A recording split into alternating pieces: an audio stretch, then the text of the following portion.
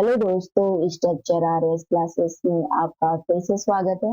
तो गाइस, इस लेक्चर में अपन चर्चा करेंगे अपने आरएस प्री के हिसाब से कुछ प्रश्नों के बारे में चर्चा करेंगे जो अपने पीटी के लिए वेरी इंपॉर्टेंट है। आरएस प्री है उसके लिए, साथ ही राजस्थान के जो अदर स्कूल एग्जाम है उनके लिए भी आप इन प्रश्नों को रिलेट कर सकते हैं। तो पहला क्वेश्चन है, राजस्थान में संख लिपि के प्रमाण बहुतायत में कहाँ पर मिले? तो बताइए गाइस, राजस्थान में संख लिपि के प्रमाण हैं। यहाँ पर चार ऑप्शन दे रखे हैं, सांचौर, मकराना, दुर्ग और विराटनगर। इनमें से कौन सा क्षेत्र है जहाँ पर राजस्थान के संख लिपि के प्रमाण मिले हैं? तो गाइस, जो विराटनगर है, विराटनगर, वहां पर राजस्थान की संख लिपि के प्रमाण बहुत ही ज्यादा मात्रा में मिले। नेक्स्ट क्वेश्चन है अपना, प्लासी का युद्ध है वो कब लड़ा गया? तो गाइस कमेंट में बताइए, प्लासी का युद्ध कब लड़ा गया? आंसर जानने से पहले अपन प्लासी के युद्ध के बारे में विस्तार से चर्चा करेंगे, ठीक है। तो गाइस, प्लासी का युद्ध है वो 1757 ईस्वी में जो अपना पश्चिमी बंगाल है वहां का एक प्लासी क्षेत्र है, वहां पर लड़ा गया था, जो कि अपनी भागीरथी नदी है उसके तट पर लड़ा गया था। कौन सी नदी है? भागीरथी नदी है वेस्ट बंगाल की, वहां पर ये युद्ध है वो लड़ा गया था। जो गाइस अंग्रेजी जो गवर्नर थे उस समय बंगाल के, रॉबर्ट क्लाइव, उसके नेतृत्व में ब्रिटिश ईस्ट इंडिया कंपनी थी। और वहीं बंगाल के जो अंतिम गवर्नर थे सिराजुद्दौला, साथ ही उनको फ्रांसीसियों का सहयोग भी प्राप्त था, उनके बीच में यह युद्ध लड़ा गया था। तो ब्रिटेन और बंगाल के जो अंतिम नवाब थे सिराजुद्दौला उसके साथ, और ब्रिटिश कंपनी के जो गवर्नर थे रॉबर्ट क्लाइव, इनके बीच में यह युद्ध लड़ा गया था।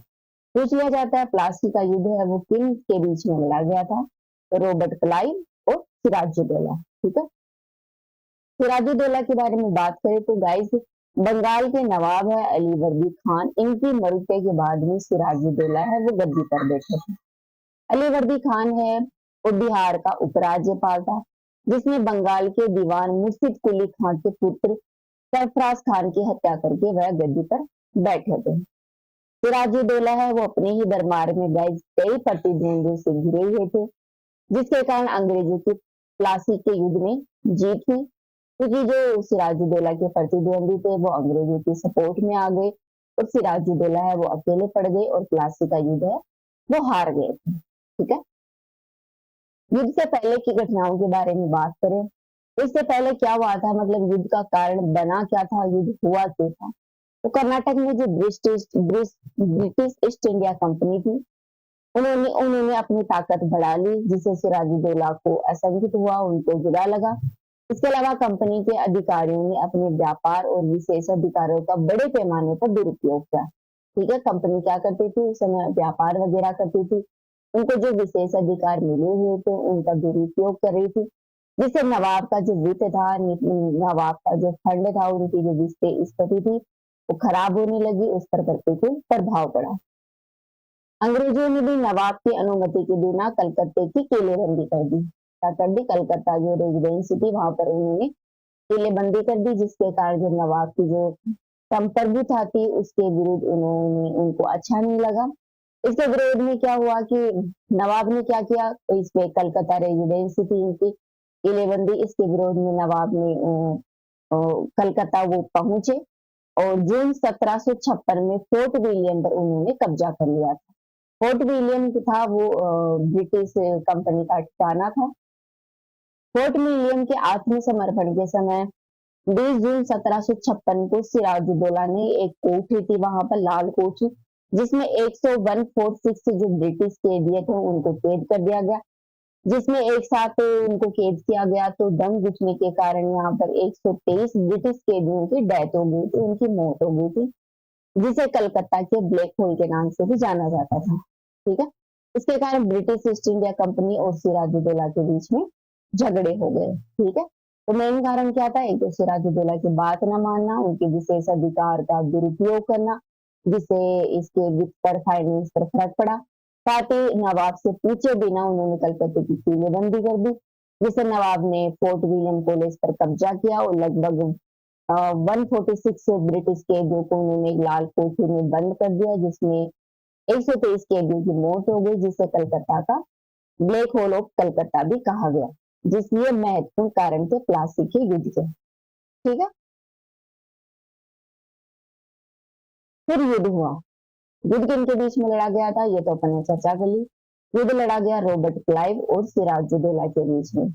सिराजुद्दौला के गाय जो रिश्तेदार थे मीर जाफर, इन्होंने क्या किया, अंग्रेजों का साथ दिया, और सिराजुद्दौला के बाद में मीर जाफर है वो गद्दी पर बैठे थे। ठीक है, युद्ध के क्रम के बारे में बात करें तो सिराजुद्दौला है, उनके सहयोग में फ्रांसीसी सेना थी। नवाब के पास गाइज लगभग 50,000 सेना थी और क्लाइव के नेतृत्व में लगभग 3,000 सेना थी। फिर भी अंग्रेजी कंपनी है वो जीत गई। क्यों जीत गई? क्योंकि मीर जाफर और जो सिराजुद्दौला के अपने लोग थे, इन्होंने इनको धोखा दिया, जिसके कारण ब्रिटिश कंपनी की जीत हुई। ठीक है, फिर क्या हुआ, इस युद्ध का महत्व क्या रहा? गाइस, इस युद्ध के महत्व के बारे में बात करें तो इसमें क्या हुआ, बंगाल की जो राजनीतिक और सैन्य सर्वोच्चता थी वो अंग्रेजों की स्थापित कर दी। अर्थात बंगाल पर जो अंग्रेजी शासन था उसकी संपूर्णता हो गई। अंग्रेजी राजनीतिक तौर पर और सैन्य तौर पर पूरा कब्जा हो गया इस पर। प्लासी के युद्ध ने यहाँ पर इनको अच्छे से स्टैब्लिश कर दिया। इस युद्ध के परिणाम के बारे में देखिए कि युद्ध के बाद में क्या हुआ। तो रॉबर्ट क्लाइव ने मीर जाफर ने इनका सहयोग किया था, तो मीर जाफर को नवाब का जो नवाब है वो घोषित कर दिया और मुर्शिदाबाद है उसकी गद्दी पर बैठा दिया। मीर जाफर ने संतुष्ट होकर जो अंग्रेज थे उनको 24 परगना गांवों का समूह है उनकी जिम्मेदारी सौंप दी। ठीक है, लेकिन जो अंग्रेज थे इनकी मांगे बढ़ती जा रही थी, मीर जाफर इनको संतुष्ट नहीं कर पा रहे थे। तो अगर मीर जाफर ने अपनी जो इनकी महत्वाकांक्षा को जब पूरा नहीं कर पाए तो गद्दी छोड़ दी और अपने दामाद मीर कासिम को इन्होंने गद्दी पर बैठा दिया था। ठीक है, तो ये हुआ युद्ध का कारण, युद्ध किनके बीच में हुआ और युद्ध के बाद में क्या। ठीक है, तो आज के क्वेश्चन का आंसर है प्लासी का युद्ध है वो लड़ा गया था 23 जून 1757। ठीक है, अपना नेक्स्ट क्वेश्चन है संविधान सभा का स्थायी अध्यक्ष कौन? तो गाइस बताइए, चार ऑप्शन दे रखे हैं संविधान सभा के स्थायी अध्यक्ष के बारे में। ये तो आप जानते ही होंगे, डॉक्टर राजेंद्र प्रसाद थे, उनको संविधान सभा का स्थायी अध्यक्ष बनाया गया था। अब आप मुझे कमेंट में ये बताइए कि संविधान सभा का एक अस्थायी अध्यक्ष चुना गया था कुछ दिनों के लिए, उन अस्थायी अध्यक्ष का नाम क्या था? संविधान सभा के बारे में कुछ अपन चर्चा करें तो गाइस, संविधान सभा है वो भारतीय संविधान की रची गई एक महत्वपूर्ण चुनाव सभा थी।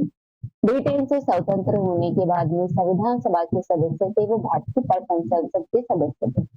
तब भारत की प्रथम संसद कौन सी है? अपनी संविधान सभा है। तब 1925 में महात्मा गांधी की अध्यक्षता में कॉमनवेल्थ ऑफ इंडिया बिल है वो प्रस्तुत किया गया था, जो भारत के लिए संवैधानिक प्रणाली की रूपरेखा प्रस्तुत करने का प्रथम प्रयास था। ठीक है, पहली बार संविधान सभा की मांग है वो 1895 में बाल गंगाधर तिलक ने उठाई थी। बाल गंगाधर तिलक ने। भाई अंतिम बार संविधान सभा की मांग है वो 1938 में जवाहरलाल नेहरू ने उठाई थी और संविधान सभा बनाने का निर्णय लिया था। संविधान सभा के गए जो सदस्य थे वो वयस्क मताधिकार के आधार पर अप्रत्यक्ष रूप से निर्वाचित किए गए थे। इनका चुनाव है वो जुलाई 1946 में संपन्न हुआ था। ठीक है, संविधान सभा में गाइस कुल सदस्यों की बात करें तो 389 कुल सदस्य थे, जिसमें से 299 सदस्य थे वो भारत के थे। ठीक है, मतलब भारत पाकिस्तान का विभाजन हुआ था तो भारत पाकिस्तान को मिला के जो संविधान सभा के सदस्य थे वो 389 थे, जिसमें भारतीय थे वो 299 थे और जिसमें से चुने गए वो 229 सदस्य थे और 70 सदस्य थे वो मनोनीत किए गए थे। फिर महिला सदस्यों के बारे में बात करें, पूछ लिया जाता है कि संविधान सभा में महिला सदस्य कितनी चुनी गई थी, तो वो 15 थी। अनुसूचित जाति के 26 सदस्य थे और अनुसूचित जनजाति के 33 सदस्य थे वो चुने गए। ठीक है, बंटवारे के बाद गैस 3 महिलाएं हैं वो पाकिस्तान चली गई थी। इस तरह भारत की संविधान सभा में टोटल 12 महिलाएं ही चुनी गई थी, जिनमें प्रमुख थी सरोजनी नायडू और एकमात्र दलित महिला थी दीक्षांत वेलायुधा। ठीक है, एक ही महिला रह गई थी जो दलित थी। इस तरह संविधान सभा में टोटल महिलाएं 15 थी, भारत से सिर्फ 12 रह गई थी, जिनमें से 3 है वो पाकिस्तान चली गई थी में एसटी की है वो 26 महिलाएं थी, और एससी की है वो, एससी की तो 26 थी, एसटी की 33 महिलाएं हैं वो इसमें शामिल थी। ठीक है, अगला क्वेश्चन है अपना, किस स्तनधारी के दूध में जल की मात्रा सबसे कम होती है? तो गाइस बताइए, यहाँ पर कुछ स्तनधारी जीव हैं जिनमें से व्हेल है, जिनमें जल, इनका जो दूध होता है इसमें जल की मात्रा सबसे कम होती है। ठीक है, अगला क्वेश्चन है, सहारा मरुस्थल कहाँ लोकेटेड है? गाइस ये तो आपको पता होगा कि सहारा मरुस्थल कहाँ है, ये उत्तरी अफ्रीका में। सहारा मरुस्थल के बारे में बात करें तो ये विश्व का सबसे बड़ा उष्ण अर्थात गर्म रेगिस्तान है, जो कि अफ्रीका के उत्तरी भाग में स्थित है, अटलांटिक महासागर और लाल सागर के बीच में लोकेटेड है। ये मैप देख सकते हैं आप, ये क्या है, ये अफ्रीका का मैप है, और ये है, ये सहारा रेगिस्तान है जो अफ्रीका के लगभग 12 देशों के अराउंड ये फैला हुआ है। ये मेडिटेरियन सी है, इसके जस्ट ऊपर, इसके इधर है ये रेड सी है, और ये अपना अटलांटिक सी है। तीन सागर है, इसके दोनों तरफ तीन सागर है, रेड सी, मेडिटेरियन सी अर्थात भूमध्य सागर, और इधर आता है पश्चिम में इसके अटलांटिक महासागर। ठीक है, ये अफ्रीका के महाद्वीप का लगभग 21% भाग को घेरा हुआ है। ठीक है, ये मुख्य रूप से 11 जो देश हैं इसके अफ्रीका के, जिसमें अल्जीरिया, मिस्र, माली, देख सकते हैं आप मैप में, मोरक्को, चाड, ट्यूनीशिया, पश्चिमी सहारा, मोराटोनिया, नाइजीरिया, सूडान आदि देशों में ये फैला हुआ है। सहारा मरुस्थल है वो विश्व का सबसे बड़ा, विश्व का सबसे लार्जेस्ट मरुस्थल है, जो अफ्रीका के उत्तरी भाग में, नॉर्थ भाग में स्थित है। सहारा शब्द है वो अरबी शब्द से लिया गया है, जिसका अर्थ होता है मरुस्थल। ये विश्व के सबसे कम वर्षा वाले क्षेत्रों में से एक है। यहाँ दैनिक तापांतर की बात करें तो दैनिक तापांतर बहुत अधिक रहता है, अर्थात जहाँ दिन बहुत गर्म होता है वहीं रात का टेम्परेचर है वो अत्यधिक कम हो जाता है। यहाँ पर सहारा मरुस्थल में 20 से अधिक झीलें हैं। ये अधिकांश झीलें हैं वो खारे पानी की झीलें हैं। इनमें 4 झील है वो प्रमुख झील है। ठीक है, गैस इस क्षेत्र में यूरोप के लगभग बराबर और भारत के क्षेत्रफल से दुगना यह क्षेत्र सहारा मरुस्थल है वो फैला हुआ है। ठीक है, तो ये अपने चर्चा की सहारा मरुस्थल के बारे में। आज अपने टोटल 5 क्वेश्चनों के बारे में चर्चा कर ली। इस वीडियो में इतना ही, नेक्स्ट कल फिर मिलते हैं कुछ नए लेक्चर के साथ। अभी के लिए थैंक यू।